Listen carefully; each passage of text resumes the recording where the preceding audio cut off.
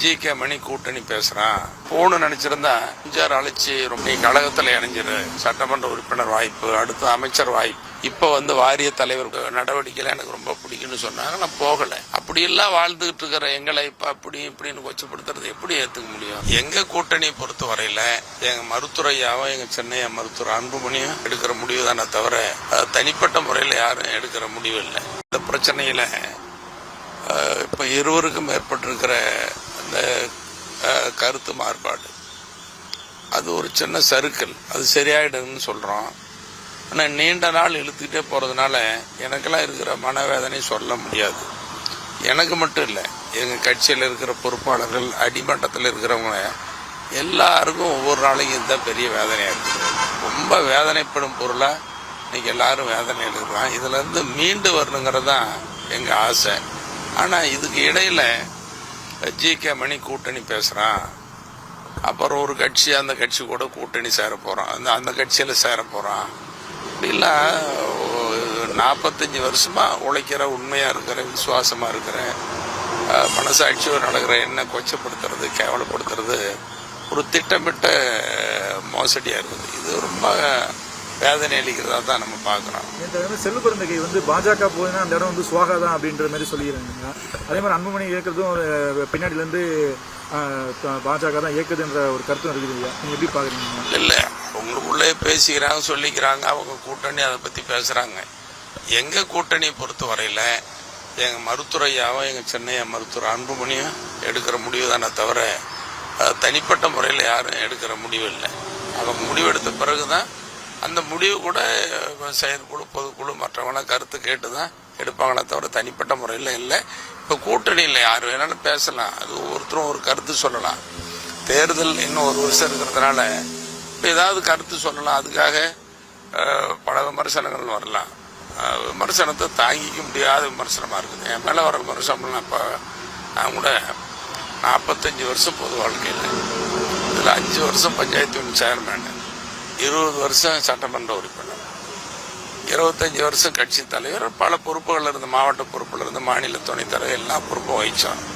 ஆனா இது வரைக்கும் எந்த விமர்சனத்துக்கும் ஆளாகல. நான் இப்போ திட்டமிட்டு ரொம்ப விமர்சனம் தான், தாங்க முடியாத விமர்சனம். அதோட இன்னைக்கு இப்படி கூட்டணி பேசுறான், இப்படி கட்சிக்கு போறான் அப்படின்னு சொல்றதெல்லாம் எப்படி தாங்கிக்க முடியும்? அப்படி போகணும்னு நினைச்சிருந்தா சேர்மனா இருந்த நேரத்தில் நாங்கள் அனாதை விடுதியெல்லாம் நடத்திட்டு இருந்தோம். அதை பார்த்துட்டு எம்ஜிஆர் அழைச்சி ரொம்ப பிடிக்கான அனாதை விடுதி நடத்துறது பிடிக்கும், நீ கழகத்தில் இணைஞ்சிரு, சட்டமன்ற உறுப்பினர் வாய்ப்பு, அடுத்து அமைச்சர் வாய்ப்பு, இப்போ வாரிய தலைவர் கொடுக்குறோம், எவ்வளோ பணம், எல்லாம் பேசினாரு. அப்படி ஒரு தலைவர் சொன்னதை பார்க்கவே முடியாது. இன்னும் சொல்ல போனா எங்க மருத்துவரையா தான் எனக்கு ரொம்ப உயிர் மூச்சு. மருத்துவரையா தான், அதுக்கு மேல ஒன்றும் இல்லை. ஆனா மருத்துவரையாவை கடந்து எம்ஜிஆர் மாதிரி சொன்ன தலைவர் பாரு. அதையும் தாண்டி சட்டமன்ற தேர்தலில் திமுகவுக்கு பெரும்பான்மை இல்லை. அப்போ தேர்வு முடிவெல்லாம் வந்துகிட்டே இருக்குது. இப்போ கலைஞர் சொல்றாரு, மணி நீங்க மருத்துவரையா கிட்ட சொல்லி ஆதரவு கடிதம் கொடுக்கணும், நீங்க துணை முதலமைச்சர் ஆகிக்கலான்னு சொல்லி சொல்றாரு. நாங்கள் அதெல்லாம் வேண்டாண்ணா, அந்த மாதிரிலாம் வேண்டாம், நாங்கள் திமுகவோட கூட்டணி, நிபந்தனையற்ற ஆதரவு கொடுப்போம், மருத்துவரையா கடிதம் கொடுப்பாருன்னு சொல்லி அதெல்லாம் கூட நாங்கள் தட்டி கழிச்சோம். அதுக்கு மேல புரட்சி தலைவி நம்ம சொன்னதெல்லாம் சாதாரணமானதில்லை. மணி சட்டமன்றத்திலே வெளியில் எனக்கு எதிராக நீங்க பேசினா கூட என் மனசு நோகாம, என் மனசு புண்பட முடியாது இல்லாம நாகரிகமா நயமான வார்த்தைகளை போட்டு பேசுறீங்க. அது உங்களுக்கு இருக்கிற சிறப்பு. ஆனா நீங்க இருக்க வேண்டிய கட்சி அது இல்லை. நீங்க வந்துருங்க, என் கட்சியில உங்களை நல்ல நிலையில எப்படி வச்சிருக்கணும் வச்சிருக்கணும், உங்க பண்பு, உங்க நடவடிக்கைலாம் எனக்கு ரொம்ப பிடிக்குன்னு சொன்னாங்க. நான் போகல.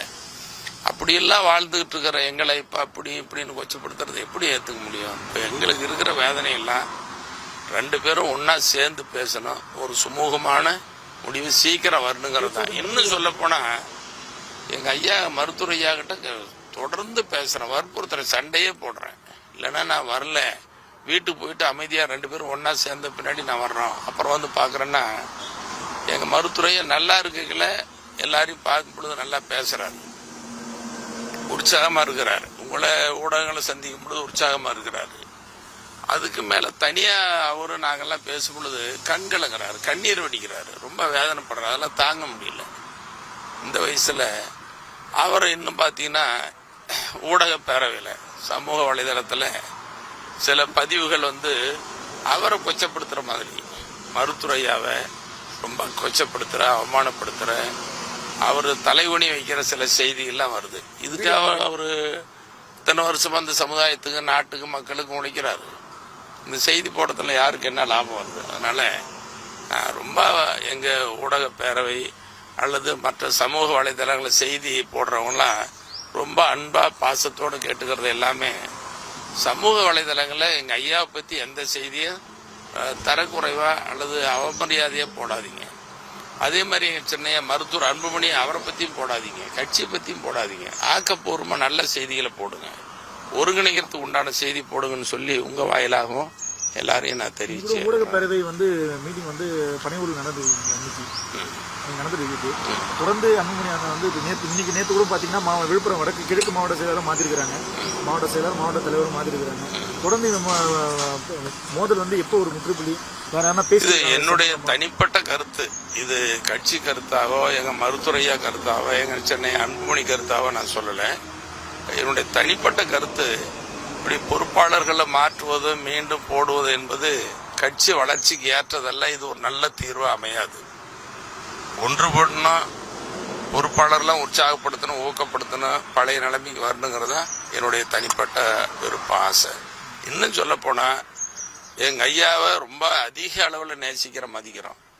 அதே மாதிரிதான் இன்னைக்கு வரைக்கும், அன்னையிலிருந்து இன்னைக்கு வரைக்கும் எப்பவுமே எங்க சென்னை அன்புமணி பத்தி எந்த வகையிலையும் நான் குறைச்சி பேசுனதுல குறைச்சி மதிப்பிட்டதும் இல்லை.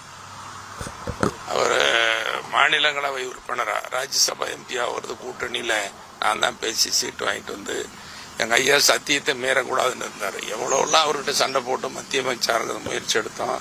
தொடர்ந்து அவர் முதலமைச்சராக இருக்கிறதுக்கு நாங்களாம் முயற்சி பண்ணுங்கிறது எல்லாருக்குமே தெரியும். அப்படி இருக்கிற நிலையில இப்ப நாங்க போய் மாறுபட்டா சிந்திப்ப செய்வோம். அதெல்லாம் ஊடக நண்பர்கள், எங்க சமூக வலைதளங்களை செய்தி போடுறவங்க யாரை பத்தியும் குறைவா செய்தி போடக்கூடாது, அது நல்லதில்லை. நான் அப்படி மாறுபட்ட சிந்தனை இருந்தவனா இருந்தா இத்தனை வருஷமா எங்க மருத்துவரையா சொல்லுவாரு, மணி சட்டமன்றத்துல நீங்க பேசிய பேச்சு அது பாட்டாளி மக்கள் கட்சி எந்த கட்சி ஆட்சிக்கு வந்தாலும் கூட இன்னும் 25 வருஷம் செஞ்சா கூட அதை நிறைவேற்ற முடியாது. அவ்வளோ நீங்க நிறைய தமிழ்நாட்டின் வளர்ச்சிக்கு பேசியிருக்கிறீங்கன்னு ரொம்ப பெருமையாக சொல்லுவாங்க. அது புத்தகமா வெளியிடுங்கன்னு சொல்லுவாங்க.